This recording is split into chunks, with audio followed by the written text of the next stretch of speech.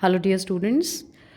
आज हमारे इस वीडियो में हम नदी के निक्षेपण कार्यों को डिस्कस करेंगे, यानी डिपोजिशनल वर्क्स कौन कौन से हैं रिवर्स के, उनको डिस्कस करेंगे। या कह लीजिए कि नदियाँ किस प्रकार की निक्षेपात्मक स्थलाकृतियाँ बनाती हैं। पहले वाले जो वीडियो था उसमें हमने जो नदियाँ अपरदन करके जिस प्रकार की स्थलाकृतियों का निर्माण करती हैं उनको डिस्कस किया था। आज हम वो डिपोजिशनल करके यानी निक्षेपण करके किस प्रकार की स्थलाकृतियों का निर्माण करती हैं उनको हम डिस्कस करेंगे। देखो, अगर नदी का अपरदन कार्य विनाशी है तो देखिए निक्षेपण का जो कार्य है वो एक रचनात्मक होता है।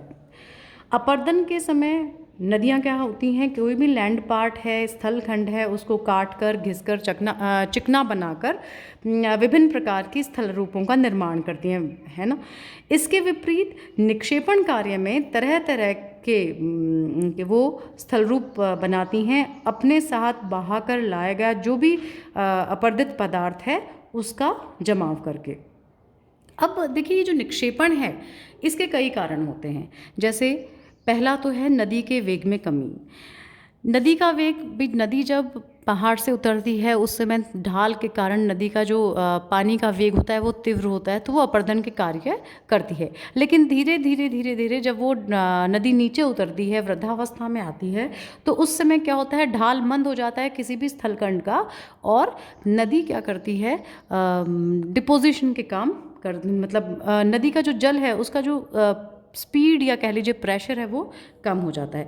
तो नदी के वेग में कमी के जो कई कारण हैं, जैसे नदी के जलमार्ग में ढाल की कमी, नदी के जल का बहुत ज़्यादा विस्तार हो जाना, फैलाव ज़्यादा हो जाना। पहले वो संकड़ी घाटियों से होकर बहती है नदी, तो जल का जो फोर्स है वो इकट्ठा कार्य करता है। लेकिन जैसे जैसे नदी आगे बढ़ती है वो अपरदन करके जो अपनी नदी का जो घाटियाँ हैं उनको चौड़ी करती जाती है, तो नदी का जो जल है वो विस्तृत होकर प्रवाहित होता है, और इस विस्तृत होकर प्रवाहित होने के कारण भी नदी का जो वेग है, जल का जो वेग है वो कम हो जाता है।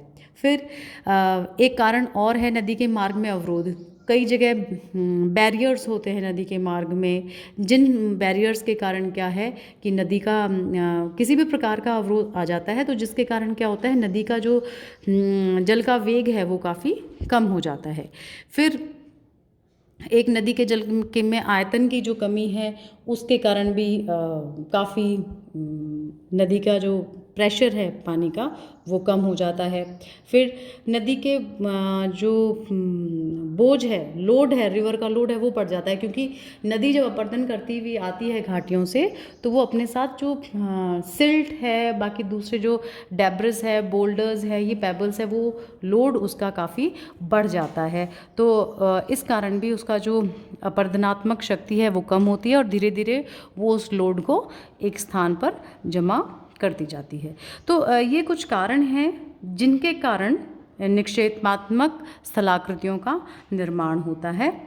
और अब हम अगर बात करें कि जो डिपोजिशनल फीचर्स हैं रिवर्स के वो कौन कौन से हैं, तो मुख्य रूप से उनमें सबसे पहले आता है जलोढ़ पंख, उसके बाद आता है जलोढ़ शंकु, जिसे हम कहते हैं एल्यूवियल फैंस, एल्यूवियल कोन्स। फिर है सैंड बैंक्स, उसके बाद नेचुरल लेवीज, प्राकृतिक तटबंध या कह लीजिए प्राकृतिक बांध, जिसे हम नेचुरल एम्बैंकमेंट्स भी कहते हैं। फिर बाढ़ का मैदान है, फ्लड प्लेन्स जिसे हम कहते हैं, और फिर है डेल्टा। तो ये मुख्य डिपोजिशनल फीचर्स हैं रिवर्स के। मैं एक बार फिर रिपीट करूँगी, alluvial fans, alluvial cones, sand banks, natural levees, natural embankment या कह लीजिए नेचुरल एम्बैंकमेंट्स, फ्लड प्लेन्स और डेल्टा। तो ये डिपोजिशनल फीचर्स हैं। अब सबसे पहले हम इस क्रम में लेते हैं जलोढ़ पंख और जलोढ़ शंकु को।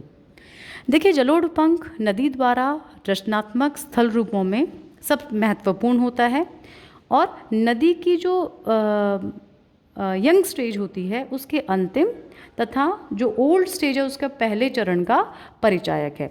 यंग स्टेज जब नदी पहाड़ से नीचे उतरती हुई बहती है उस टाइम उसकी नदी की यंग स्टेज आती है, और ओल्ड स्टेज जब वो स्लोप से नीचे मैदानी भाग में प्रवेश करती है नदी, तब उसकी ओल्ड स्टेज की शुरुआत होती है। तो जैसे ही नदी मैदानी भाग में प्रवेश करने वाली होती है उससे जस्ट पहले की स्टेज, और उसके जैसे ही नदी नीचे उतरती है, मैदानी भाग में प्रवेश करने वाली होती है, उसके जस्ट बाद की जो स्टेज होती है वो जलोढ़ पंख और जलोढ़ शंकु के निर्माण की स्टेज होती है। नदियाँ अधिक बोझ के साथ जब पर्वतीय ढाल के सहारे नीचे उतरकर समतल भाग में प्रवेश करती हैं तो उनके वेग में अचानक कमी आती है और इस कारण चट्टानों के बड़े बड़े टुकड़े से लेकर बारीक टुकड़े पर्वतीय ढाल के आधार पर के पास जमा हो जाते हैं।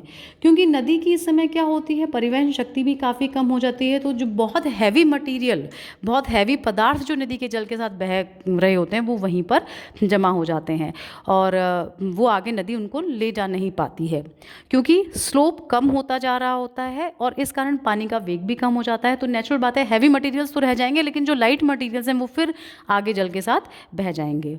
और इसी कारण क्या होता है, पर्वतीय ढाल के आधार तल के पास एक अर्धवृत्ताकार रूप में इन पदार्थों का निक्षेपण या कह लीजिए जमाव हो जाता है, जिसे जलोढ़ पंख कहते हैं। इन पंखों की संरचना एक इस प्रकार की होती है कि बारीक कणों का निक्षेपण पंख के किनारे वाले भाग में होता है और बड़े कणों का जमाव पिछले भाग अर्थात ढाल के ऊपर होता है। अब देखिए ये जो चित्र है इसमें भी हम देख पा रहे हैं कि जो लाइट मटेरियल्स हैं वो यहाँ पर भाग में जमा हो जाएंगे, लेकिन जो हैवी मटेरियल्स हैं वो जो टॉप पार्ट है वहाँ पर जमा हो जाते हैं। तो ये एक तरह से एल्यूवियल कोन्स का पार्ट है। ये पिक्चर जो हम देख रहे हैं ये सब एल्यूवियल कोन्स की पार्ट है। ये जो मैं इस पिक्चर को दिखाऊंगी ये एल्यूवियल कोन कहलाता है। और अब बात आती है एल्यूवियल फैन की, जलोढ़ पंख की।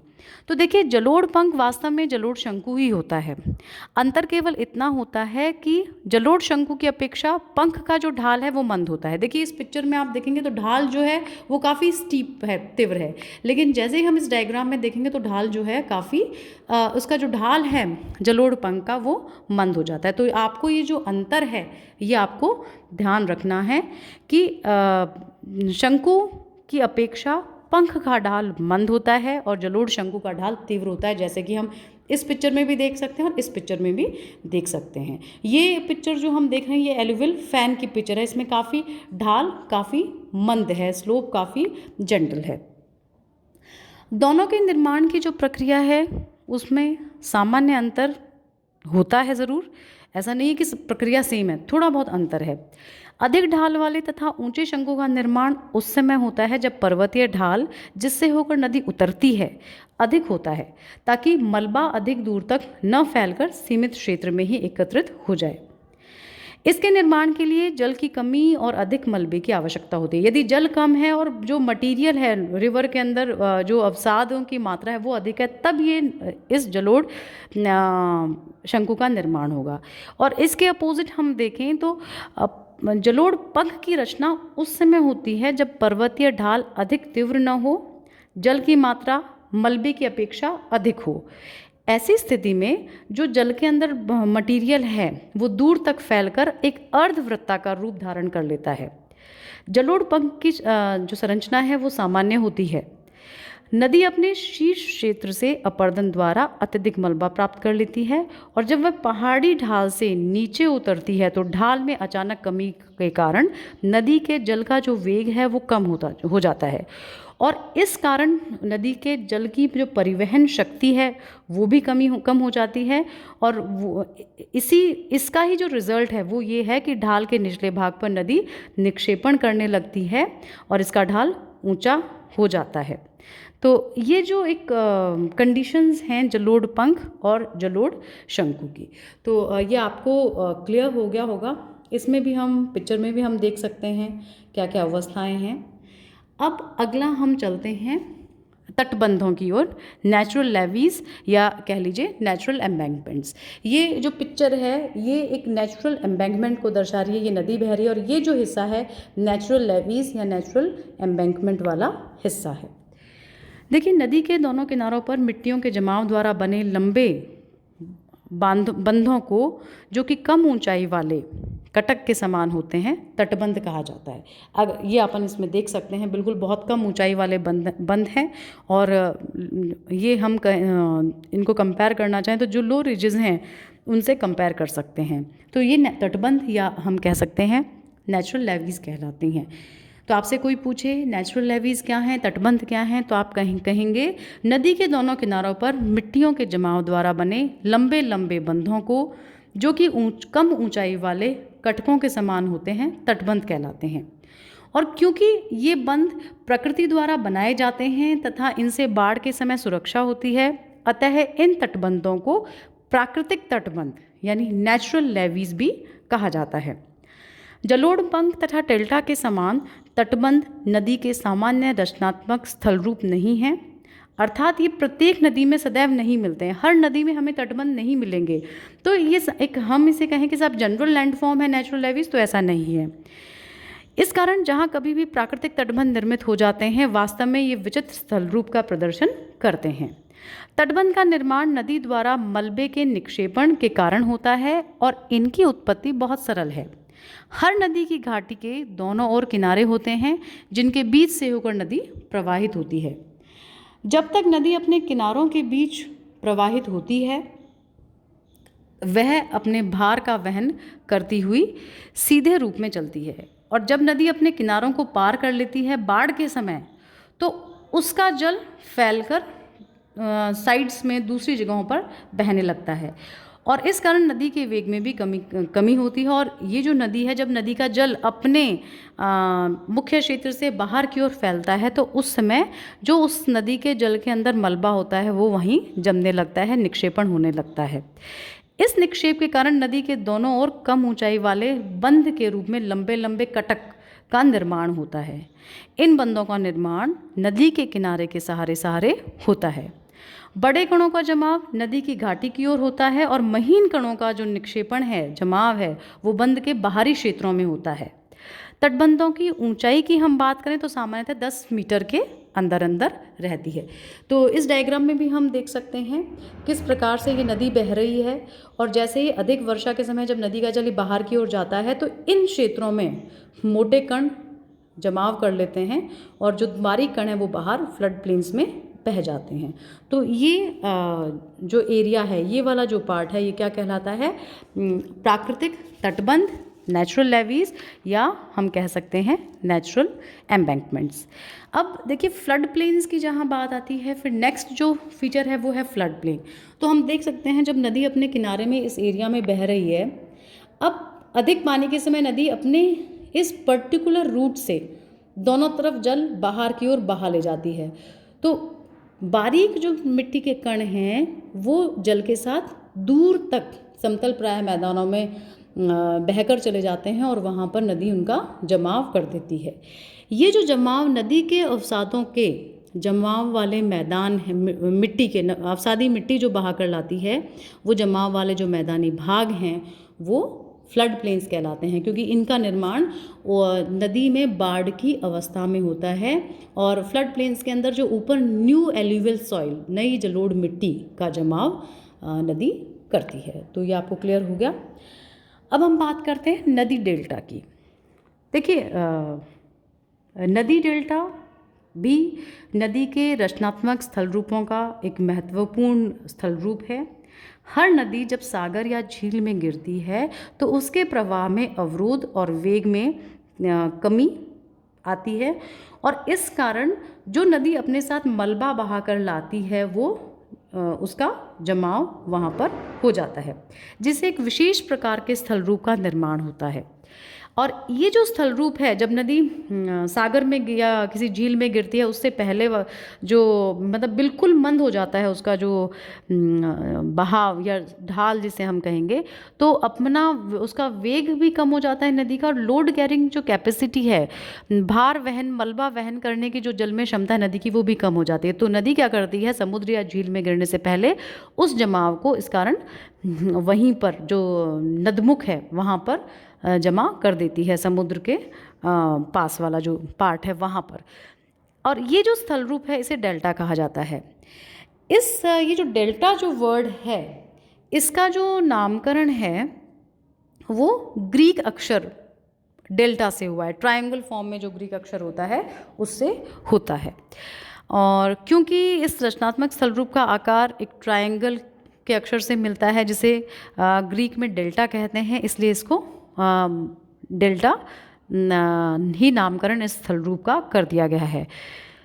सबसे पहले डेल्टा शब्द का प्रयोग नील नदी के मुहाने पर हुए निक्षेपणात्मक स्थल रूप में हेरोडोटस ने किया था। ठीक है, अब देखिए जो डेल्टा है, डेल्टा के निर्माण के लिए कई आवश्यक दशाएं होती हैं। विशेष रूप से कौन कौन सी दशाएं होती हैं? देखिए, पहली जो इम्पॉर्टेंट कंडीशन है डेल्टा के निर्माण की, वो ये है कि डेल्टा के निक्षेप के लिए उचित स्थान का होना आवश्यक है। यानी नदी यदि झील या सागर में गिरती हो तो सभी अन्य परिस्थितियों के वर्तमान रहने पर डेल्टा का निर्माण संभव हो सकता है। और दूसरा, नदी का आकार या आयतन अधिक होना चाहिए। जितना आकार और आयतन अधिक होगा नदी का, नदी उतने ही अवसादों को अपने साथ बहा के लाएगी और तभी वो अवसाद वहाँ पर जमा हो पाएंगे।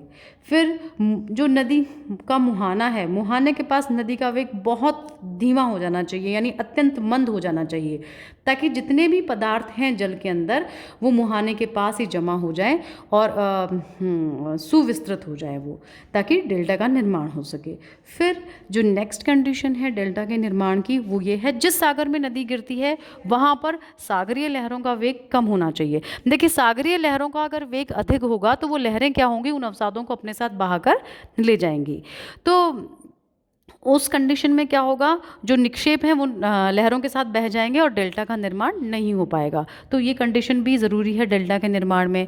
उसके बाद नेक्स्ट हम देखें तो मुहाने के पास ज्वार की तरंगें निर्बल होनी चाहिए, ताकि जो टाइड्स जो आती हैं, टाइड्स भी नहीं हो, काफ़ी कम होनी चाहिए, क्योंकि ताकि उससे क्या होगा, जो निक्षेपित पदार्थ है, जो जमा किया है नदी ने पदार्थ है, वो वापस बहकर नहीं जाएगा उन टाइड्स के जल के साथ। ठीक है, उसके बाद सागरीय तट तथा सागरीय पेटे का स्थायी होना भी बहुत ज़रूरी है।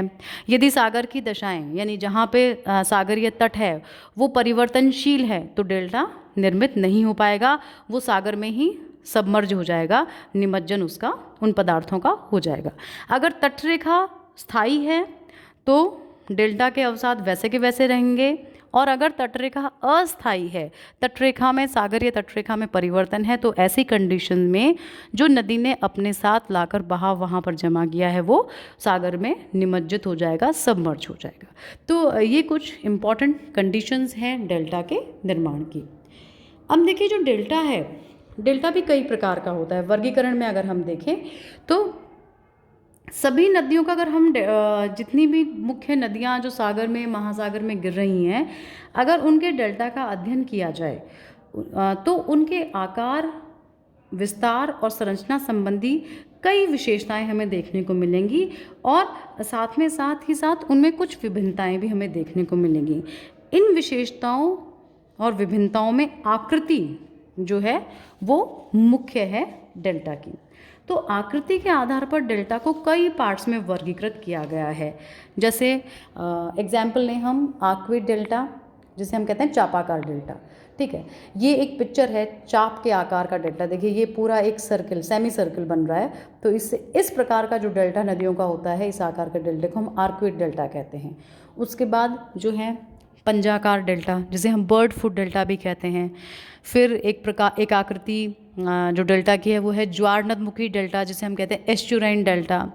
फिर एक होता है रुंडित डेल्टा, जिसे हम ट्रंकेटेड डेल्टा कहते हैं। उसके बाद एक है पालीयुक्त डेल्टा या शीणाकार डेल्टा, जिसे हम कहेंगे लोबेट प्रकार का डेल्टा। तो शीणाकार डेल्टा को हम लोबेट डेल्टा भी कहते हैं। तो ये कुछ आकार के हिसाब से डेल्टा के आकार वर्ग हो सकते हैं। जैसे मैं फिर रिपीट करती हूँ, arcuate delta, bird foot delta, estuarine delta, truncated delta, lobate delta. अच्छा, आकार के अलावा जो डेल्टा का हम विभाजन कर सकते हैं वो कर सकते हैं ग्रोइंग डेल्टा और अवरोधित डेल्टा, यानी वर्धमान डेल्टा और अवरोधित को हम ब्लॉक डेल्टा भी कहते हैं। तो वर्धमान डेल्टा को हम ग्रोइंग डेल्टा कहते हैं और अवरोधित डेल्टा को ब्लॉक डेल्टा कहते हैं।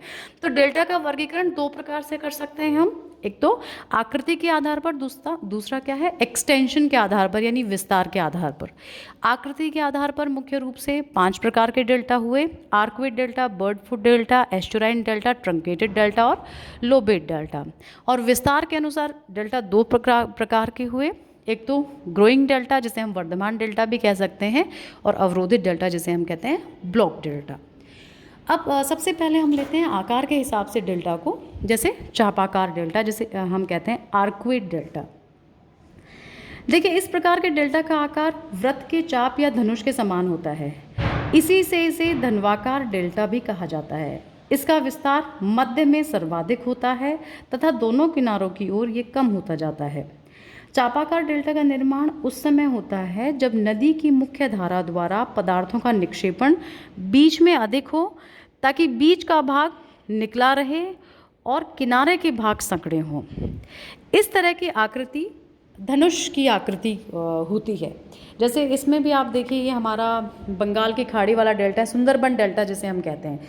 तो सुंदरबन डेल्टा में ये है कि बीच का आकार विस्तृत है और जैसे ही हम साइडों में जाएंगे ये कम हो जाएगा, बिल्कुल धनुष की आकृति वाला डेल्टा होता है। दूसरा है बर्ड फुट डेल्टा, जिसे हम कहेंगे पंजा डेल्टा भी कहते हैं। इस बर्ड फुट डेल्टा या पंजा डेल्टा का निर्माण उन बारीक कणों से होता है जो जल के साथ घोल के रूप में मिलते रहते हैं और जिनमें चूने की मात्रा अधिक होती है। पंजे डेल्टा के निर्माण के लिए नदी का वेग कुछ अधिक होना चाहिए। नदी अपने साथ बारीक कणों वाले पदार्थों को लिए सागर में अधिक दूरी तक प्रवेश कर जाती है तथा सागरीय खारे जल के संपर्क में आने के कारण नदी के साथ लाए गए घोल के रूप में बारीक कण भारी होकर नदी के दोनों किनारों पर बैठने लगते हैं और कुछ समय बाद एक लंबे डेल्टा का निर्माण होता है। इस डेल्टा के पदार्थ बहुत ही बारीक कण और रंध्रहीन होते हैं, अतः नदी का जल रिसकर नीचे नहीं जा पाता है। और ये जो हम पिक्चर देख रहे हैं ये एक बर्ड फुट डेल्टा की है। तो इस प्रकार का डिपोजिशन जहाँ पर हमें डेल्टा में मिलता है तो वो पंजा डेल्टा या बर्ड फुट डेल्टा कहलाता है। अगला है ज्वारनदमुखी डेल्टा, जिसे एस्चुराइन डेल्टा कहते हैं। देखिए, नदियों की एस्चुरी के भर जाने से निर्मित लंबे और संकड़े डेल्टा को ज्वारनदमुखी डेल्टा कहते हैं। नदी के उस मुहाने को एस्चुरी कहा जाता है जो कि जलमग्न होता है तथा जहाँ पर सागरीय और ज्वारीय लहरें नदी द्वारा निक्षेपित पदार्थों को बहा ले जाती हैं। यह आपको ध्यान रखना है, नदी के उस मुहाने को एस्चुरी कहा जाता है जो कि जलमग्न होता है और जहाँ पर सागरीय तथा ज्वारीय लहरें नदी द्वारा निक्षेपित पदार्थों को बहाकर ले जाती हैं। यह मुहाना प्रायः चौड़ा होता है। इस मुहाने में नदियाँ अपने मलबा का निक्षेपण करके उसे भरने का प्रयास करती हैं और इस कारण एक लंबे लेकिन संकड़े डेल्टा का निर्माण होता है। इस तरह एस्चुरी के भरने से उत्पन्न डेल्टा को ज्वारनदमुखी डेल्टा कहा जाता है। हमारे भारत में नर्मदा और तापी नदियाँ जो हैं वो एस्चुरी का निर्माण करती हैं और इसके अलावा वर्ल्ड में हम देखें तो जैसे मैकेंजी है, ओडर है, विस्चुला है, एल्ब नदी है, ओब है, हडसन है, ये सभी जो नदियां हैं ये ज्वारनदमुखी डेल्टा का निर्माण करती हैं। और उसके बाद जो नेक्स्ट जो डेल्टा का प्रकार है वो है रुंडित डेल्टा, जिसे हम कहते हैं ट्रंकेटेड डेल्टा। देखिए, नदी द्वारा निर्मित डेल्टा के आकार आदि में सागरीय लहरें परिवर्तन करती रहती हैं। कभी कभी ये लहरें डेल्टा को काट छांट कर उसे बहा ले जाती हैं। इस कारण डेल्टा कटे फटे रूप में ही रह जाता है। तो ये जो डेल्टा है ये कटा फटा रूप जो सागरीय लहरें आदि डेल्टा को अपने साथ बहाकर ले जाती हैं, उस प्रकार और जो बचा हुआ जो रूप है उस डेल्टा का वो क्या कहलाता है? रुंडित या ट्रंकेटेड डेल्टा। फिर आता है पालीयुक्त डेल्टा या क्षीणाकार डेल्टा, जिसे हम इंग्लिश में कहते हैं लोबेट डेल्टा। यह एक नदी की कई शाखाएं, मतलब जो ट्रंकेटेड डेल्टा की जब हम बात करते हैं तो इसका निर्माण कब होता है? जब एक नदी की कई शाखाएं अगल बगल डेल्टा का निर्माण करती हैं तो मुख्य नदी द्वारा निर्मित डेल्टा का विस्तार रुक जाता है। इसके विपरीत शाखाएं लोब के आकार में डेल्टा का निर्माण करती हैं और इन्हें लोबेट डेल्टा या पालीयुक्त डेल्टा कहा जाता है। मुख्य नदी की अवरुद्ध गति वाले डेल्टा को क्षीणाकार डेल्टा कहा जाता है। तो इसमें क्या होता है, जब नदी के आसपास, जब नदी समुद्र में मिलने जा रही होती है और उसमें कई सहायक नदियाँ आकर मिलती हैं, तो वो नदियाँ क्या करती हैं, अपने आसपास ही डेल्टा का निर्माण कर लेती हैं। तो ऐसी कंडीशन में क्या होगा, नदी जो मुख्य नदी है उसमें जब ये नदियाँ डेल्टा अपना अवसाद नहीं डालती हैं, तो वो जो डेल्टा है वो काफ़ी छोटा या कह दीजिए कमज़ोर रह जाता है। तो इस प्रकार का डेल्टा जो है वो लोबेट डेल्टा कहलाता है। और इसकी कई शाखाएं हो जाती हैं एक्चुअली इस डेल्टा की। मुख्य नदी, क्योंकि आसपास की जितनी भी ट्रिब्यूटरीज हैं वो अपना अपना डेल्टा निर्माण कर रही हैं, तो नेचुरल बात है एक मुख्य नदी के डेल्टा की कई ब्रांचेस हो जाती हैं। तो और जो मेन नदी का जो डेल्टा है वो काफ़ी क्षीण हो जाता है, तो उसे क्षीणाकार डेल्टा हम कहते हैं। और जो साइड में जो डेल्टा बन रहे हैं उनको हम लोबेट डेल्टा कहते हैं। तो ये तो हुआ आकृति के आधार पर। अब जब हम बात करते हैं विस्तार के आधार पर डेल्टा के वर्गों की, तो देखिए सबसे पहले आता है अवरोधित डेल्टा, जिसे हम कहते हैं ब्लॉक डेल्टा। जब डेल्टा का विस्तार रुक जाता है तो उसे अवरोधित डेल्टा कहते हैं हम। ये अवरोध सागरीय लहरों या धाराओं द्वारा उपस्थित हो सकता है। उसके बाद परित्यक्त डेल्टा या अबंडन डेल्टा होता है। जब नदी अपने पहले डेल्टा को छोड़कर अन्य डेल्टा का निर्माण करती है तो पहले वाले डेल्टा को परित्यक्त डेल्टा कहते हैं। ठीक है, यानी अबंडन डेल्टा या परित्यक्त डेल्टा कौन सा होता है, जब नदी ने पहला एक डेल्टा का निर्माण किया और फिर बाद में उस डेल्टा को छोड़कर वो अपना मार्ग परिवर्तन करके एक दूसरे डेल्टा का निर्माण करती है, तो ऐसे केस में जो पहले वाला डेल्टा है वो अबंडन डेल्टा कहलाता है। वर्ल्ड में हुएंगो नदी जो है वो इस प्रकार के अबंडन डेल्टा का निर्माण करती है। और इसके बाद जो गंगा ब्रह्मपुत्र डेल्टा का जो पश्चिमी भाग है हुगली नदी का, वहाँ पर भी एक परित्यक्त के डेल्टा की इस अबंडन डेल्टा की कंडीशन आती है। तो ये सारे पार्ट्स थे हमारे नदियों के जमाव की स्थलाकृतियाँ, डिपोजिशनल लैंडफॉर्म्स के, और आपको ये ध्यान रखने हैं, आपको समझ आ गए होंगे। एलिवल फेंस, जलोढ़ पंख, जलोढ़ शंकु, नेचुरल एम्बैंकमेंट्स यानी प्राकृतिक तटबंध, बाढ़ का मैदान, डेल्टा, ये आपको ध्यान रखने हैं।